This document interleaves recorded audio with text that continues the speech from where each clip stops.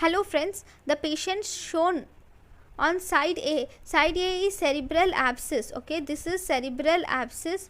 So that means the patient with cerebral abscess, despite of using antibiotics and supportive care, dies, and the gross appearance of base of the brain is has shown.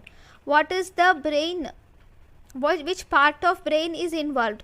See, here there is asymmetry. Here this is the lobe which has been herniated beneath the tentorium. So this is the left medial temporal lobe which has been herniated beneath the tentorium, and it presses on the midbrain.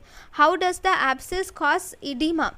The inflammation leads to vasodilatation, which will increase the vascular permeability, which leads to edema formation. Name the mediators. All the mediators which are involved in inflammatory process like histamine, nitric oxide will cause increase vascular permeability, and some interleukins, tumor necrosis factor alpha, and all those.